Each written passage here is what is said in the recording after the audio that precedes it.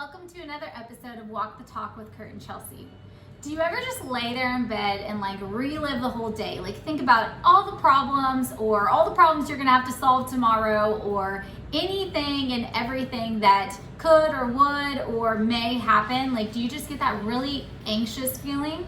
I know that I suffered with that a lot, especially whenever we started our electrical business. That was something I would lay there for hours and hours and hours, worried about, all the things that went wrong throughout the day and things that were going to go wrong the next day possibly.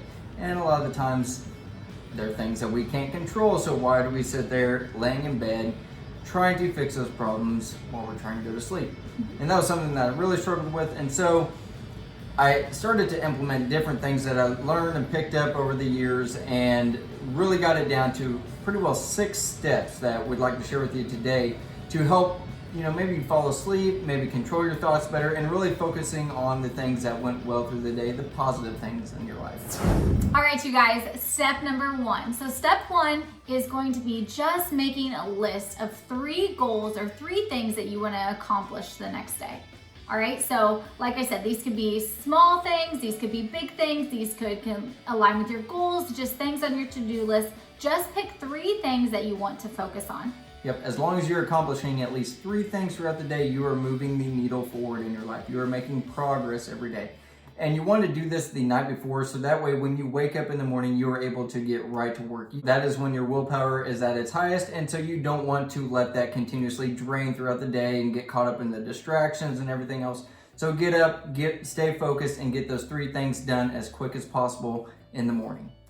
Step number 2 is focusing on 3 things that went well throughout the day. They could be big things, they could be small things, they might be life-changing things, they might be a little conversation that you had with somebody, opening the door for somebody and having them give you a nice big hug afterwards. Yeah, no, I love this. I love this step because it just opens your eyes and lets you not focus on maybe that little incident that happened. You spilt your coffee, you got in a little bit of a tiff or whatever with someone. So it's really, really important we think of 3 things, 4, 5, whatever, 3 things that went well for you that day. Well, and it is easy.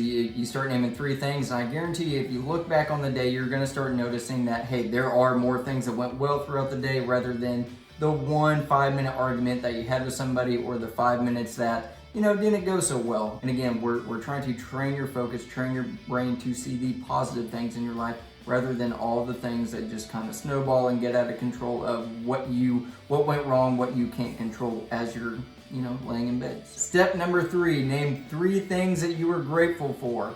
So this is where you start taking a look at the things that you currently have in your life, whether it's a roof over your head, the clothes on your backs, the food that you have that fills your bellies. In the winter, it's living in a warm home. You have the luxury of heat. The things that we sometimes take for granted, but at the end of the day, we really just need to give thanks and really be grateful for everything that we have currently in our life, not the things that we don't have or that we want, and really just, again, controlling our focus and spending some time in these areas. I don't want you to just breeze through these areas.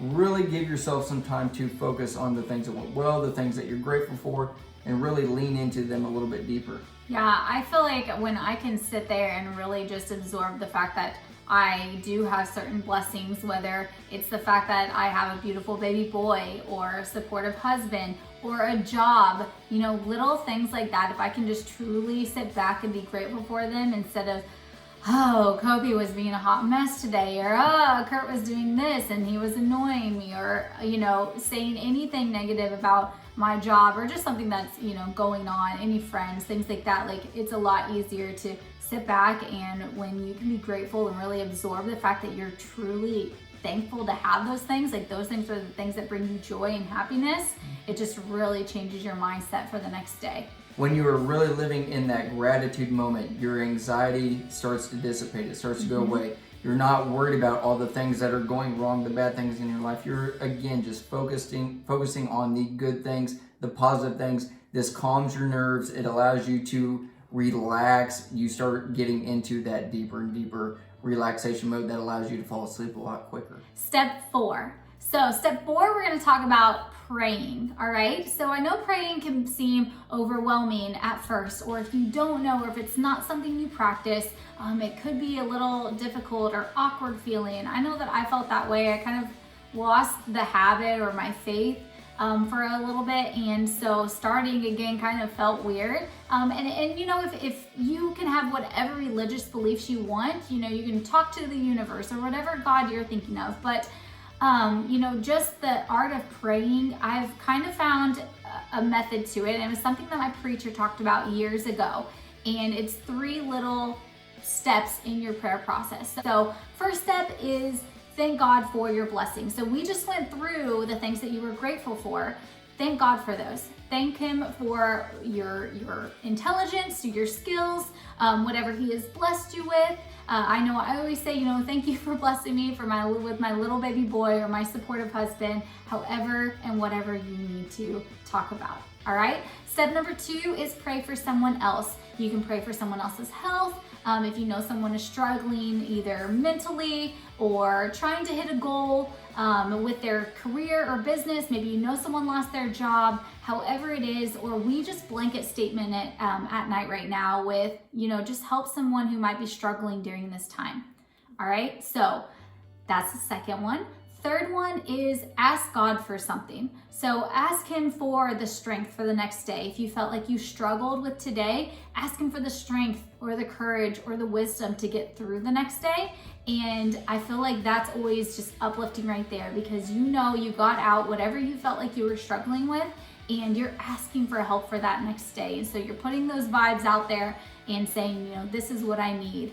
So that's kind of my 3-step process of prayer, and then add in whatever else you need to. Like I said, it's just a way for you to talk to God on your own and get out whatever you need to. All right, step 5, guys, is going over your long-term goals or visualizing what you want in the future, the things that you want to accomplish in your future. So this allows me, whenever I do this, it allows me to, you know, really kind of see where I want to go in my life, the things that I want to accomplish, the long-term goals that I have set for either me and my family. And as I do this, I really like to do this right before I go to bed, because one, it allows me to really picture, you know, in my mind those things that I'm actually working towards, why I'm doing, you know, all these steps each and every day to get me to that end result, what my end results, you know, look like. So I started to do this visualization right before I go to bed, because as you sleep and as you dream, your subconscious mind is actually working on ways to make those things a reality. It is coming up with ways to accomplish those goals as you sleep. So I do it right before I go to bed, so that way it is, you know, really fresh in my subconscious mind as I go to sleep. I always say it's like, you know, if you watch a scary movie and, you know, you have a nightmare later on about that movie or something. It's the same thing when you are focusing on the goals that you have in your life, the things that you actually are working towards. You know, that's your subconscious mind, again, just kind of working on the plan of how to make that a reality. So if you've ever had that thought when you wake up in the morning, like, oh man, a fresh new idea, or hey, I had a thought, you know, as a dream last night, that's why. It's because your subconscious mind is actually working on ways to make that a reality. I love that you said that about the scary movie and then having a scary nightmare. It's something that has happened by practicing this routine of visualizing positive things and where I want to go and seeing myself in a better light. I've slowly noticed, especially now that he's talking about it, that I don't have nightmares anymore. I don't wake up in a panic. And there was definitely a time period where we were both kind of working on ourselves where I would, and it was random nightmares and I didn't understand where they were coming from. But definitely that plays a huge part of your subconscious mind. All right, guys, if that was not enough, we've got one last final step. So step number 6 is breathing exercises. So I know that I practice mindful meditation, which is a lot of just deep breathing exercises. And this, again, is just another step. If you've made it to this point and you're still not falling asleep, this is one that will really just deepen that relaxation a little bit more, calm your nerves a little bit more, and really just slow your heart rate down a little bit more. If you've never done this before, there are plenty of apps out there. I always use like the Daily Calm app. Get familiar with what mindful meditation actually is and find what works best for you. But for me, it is breathing in slowly for 4 seconds through my nose. So, and I'll kind of pause. Allow yourself to notice the pause, okay? And then breathe out through your mouth for 6 seconds. So you inhale for 4, exhale out your mouth for 6. And I do that for 4 to 6 times, okay? And when you breathe in, so a lot of times when people breathe in, they breathe just through their chest, right? You just breathe in through your chest. But what you really want to try to do is a deep belly breath. So you can feel the difference when you breathe in, if you expand your stomach. So if you put your hands on your stomach, you should feel your stomach kind of expanding out. And that's when you know you're getting a deep belly breath. All right, after you do that, okay, then you can kind of just let your breathing just go a little bit more natural, okay? Just kind of in through your nose, out through your mouth, okay? Don't try to force it, don't try to hold it in for any seconds or anything like that, but just kind of be aware of your breath. You want to focus on your breathing in and breathing out. This is really where you start controlling your focus. Your mind is going to want to try to wander on you. It is gonna want to, really kind of creep into some bad things, or maybe it is good things, but again, it's gonna try to wander on you.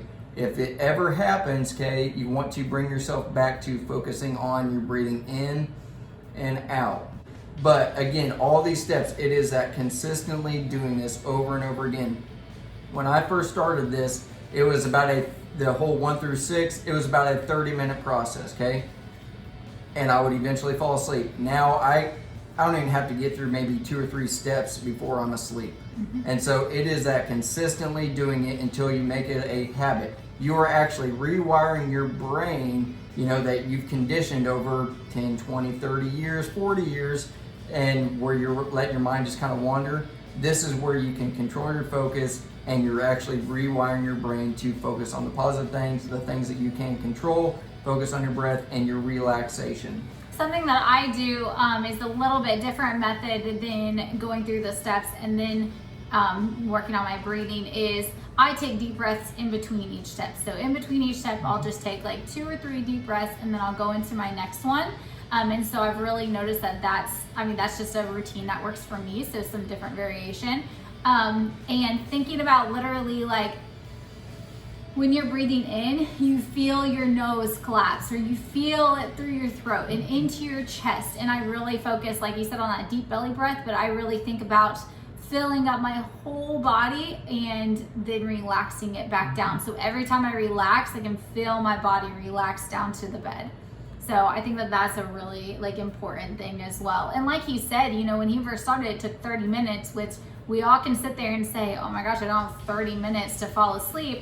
But I guarantee it took more time to fall asleep if you were sitting there and being anxious and trying to problem solve. You'll stay up for hours and hours versus if you could start practicing a 30-minute habit that made you go to sleep quickly.